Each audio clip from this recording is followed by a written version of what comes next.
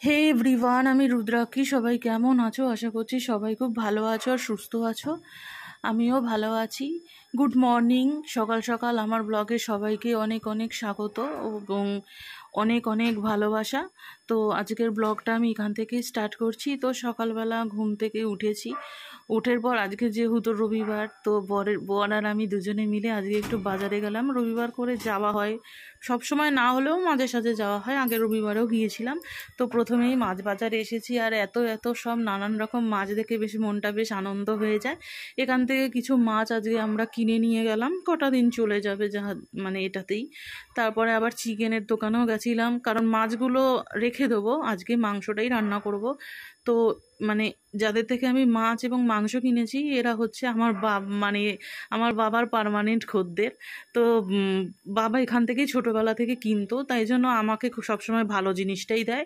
তো ওটা কিনে নিয়ে দিকে আলু পেঁয়াজ সব কিনে নিয়ে আসলাম, মানে মুদিখানার দোকান থেকে। ওই দোকানটা থেকেই মুদিখানা সব জিনিস কিনি। তো আলু কিনেছি আর পেঁয়াজ অনেকটা কিনেছি, একটা দুধ কিনেছি, রসুন কিনেছি, কাজু কিনেছি, দই কিনেছি, পাউরুটি, তারপরে ধনেপাতা, কাঁচা লঙ্কা আর একটা বিস্কুট আর পেঁয়াজ অনেকটা একদম স্টোর করে রেখে দিলাম, কারণ এখন পেঁয়াজের দামটা একটু কমেছে, তাই জন্য কাঁচা লঙ্কাগুলোর বোটাগুলো সব ছাড়িয়ে নিলাম। তো আরও অনেক কিছু কিনেছি, সব কিছু বলাও হলো না। তো আলুর ঝুড়িতে আলুগুলো সব ঢেলে দিয়ে এবার মাংসটাকে ভালো করে ধুয়ে নেব, ভালো করে চটকে চটকে, যাতে রক্তগুলো না লেগে থাকে খুব ভালো করে। তো মাংসটা আমার ধোয়া হয়ে গেছে। তো আরও দুবার পরে ধোবো। আর এগুলো মাছগুলো, এই মাছটা কিনেছি, এটা হচ্ছে গাং মোরলা, আর এখানে রয়েছে রুই মাছ। আগের সপ্তাহে কাতলা মাছ কিনেছিলাম, সেটা এখনও শেষ হয়নি। আর এখানে ছিল আমুদি মাছ। তো এগুলো সব ধুয়ে এবার এগুলো ডিপ ফ্রিজে রেখে দেবো।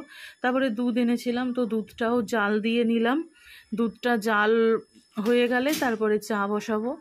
তো দুধটা দেখো ফুটে গেছে একদম খুব ভালোভাবে।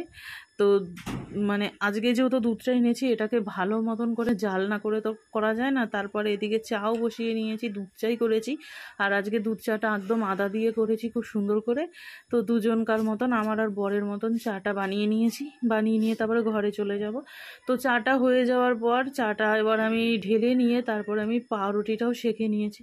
আর দুধ চা দিয়ে পাউরুটি চুবি চুবি খেতে আমার আর আমার বরের দারুণ লাগে। তো তারপরে চাটা খাওয়ার পরে এবার মাংসর জন্য প্রিপারেশন করছি। আজকে ধনিয়া চিকেন বানাবো, সেই জন্য ধনেপাতা কুচিয়ে নিয়েছি। আর এখানে অনেক ধনেপাতা আছে, তাছাড়াও আদা রসুন পেঁয়াজ কুচি, তারপরে ক্যাপসিকাম টমেটো সবই কেটে নিয়েছি, কারণ প্রত্যেকটাই লাগবে। আর কাঁচা লঙ্কা দিয়ে করব যেহেতু, কাঁচা লঙ্কাও লাগবে।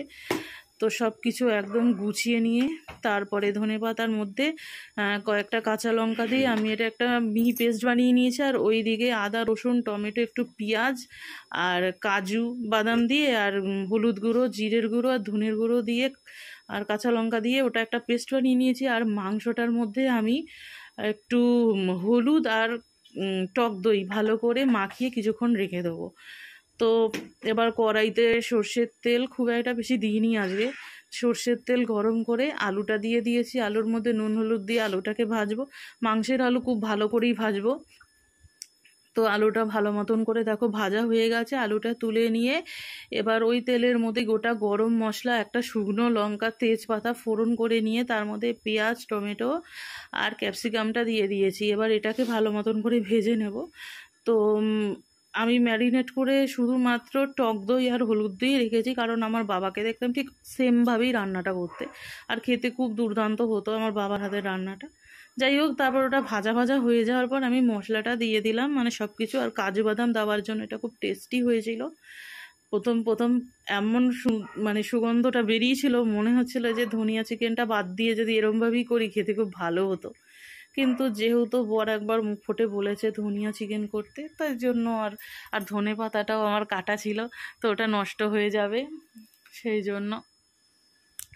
তো তারপরে এবার ওটা কষানোর পর এবার আমি মাংসটা ম্যারিনেট করা চিকেনটা দিয়ে দিলাম। এবার চিকেনটা দিয়ে ভালো মতন করে কষাতে হবে, অবশ্যই ঢাকনা দিয়ে দিয়ে কষাতে হবে, না হলে মশলা থেকে মানে হবে না, মশলা আর কাঁচা থেকেও যেতে পারে, আর মাংস সিদ্ধ হওয়ার একটা ব্যাপার আছে।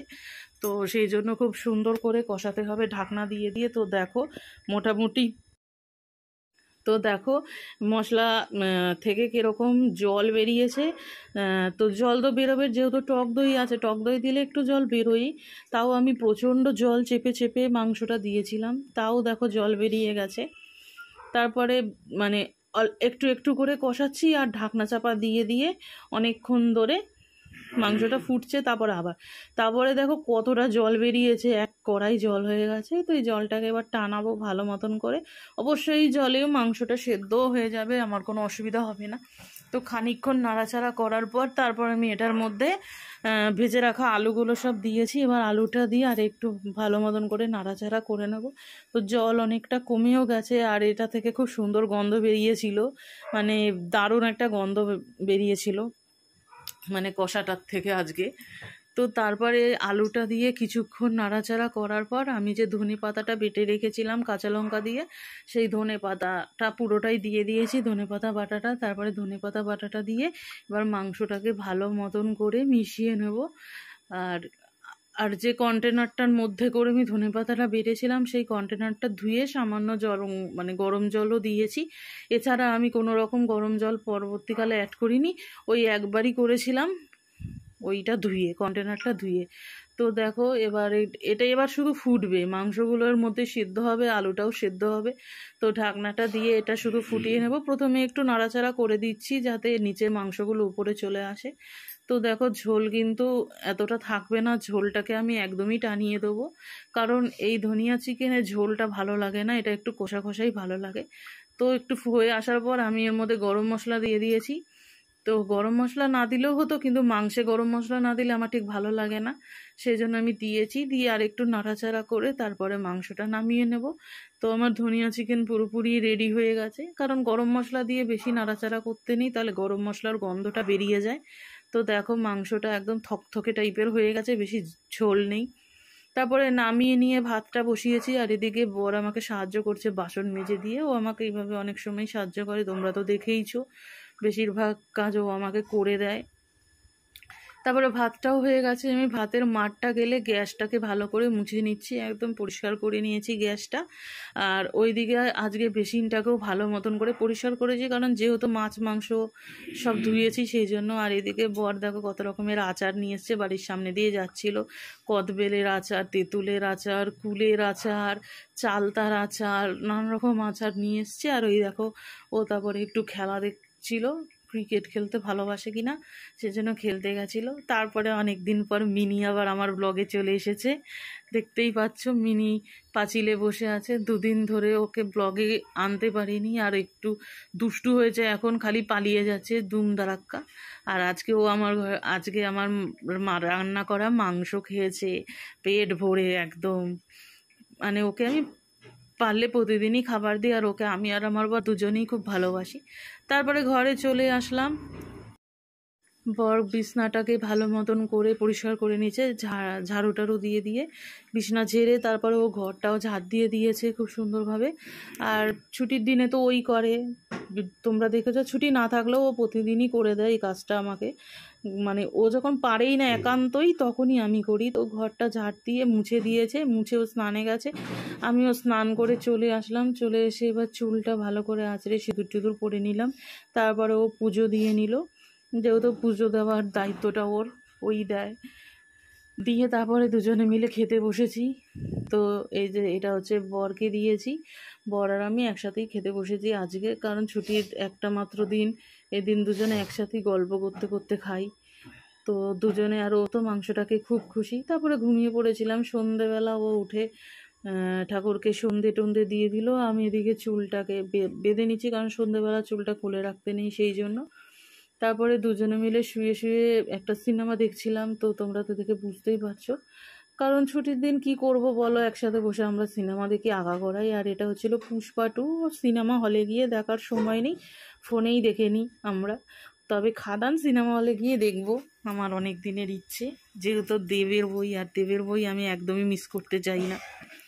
আর রাত্রে পরোটা বানাবো বলে তারপরে ময়দাটা মেখে নিলাম, নুন আর সাদা তেল দিয়ে ভালো করে ময়ম করে মেখেছি। আর এদিকে মাংসটাও তারপর গরম করে নিয়েছি। মাংসটা গরম করার পর তারপর আমি পরোটাগুলো একটা একটা করে সব কটা পরোটা আমি ভেজে নিয়েছি। তো আমার পরোটাগুলো সব ভাজাও হয়ে গেছে, আর রাত্রেবেলা এইটা দিয়ে আমাদের দুজনকার ডিনারও হয়ে যাবে। আর আজকে আমি একদম সামান্য তেল দিয়ে ভেজেছি। তো আজকের ব্লগটা পরোটা বানাতে বানাতেই শেষ করছি। সবাই ভালো থেকো, সুস্থ থেকো, আমার চ্যানেলের সাথে থেকো। চ্যানেলটা লাইক কমেন্ট শেয়ার করে দিও, সাবস্ক্রাইব করে দিও, পাশে থাকা বেল আইকনটি প্রেস করে দিও নোটিফিকেশান পাওয়ার জন্য। আর যারা ফেসবুক থেকে দেখছো তারা ফেসবুকের পেজটি ফলো করে দিও, আর ফেসবুকেও কিন্তু লাইক কমেন্ট শেয়ার করে দিও। আর গুড নাইট, ধন্যবাদ।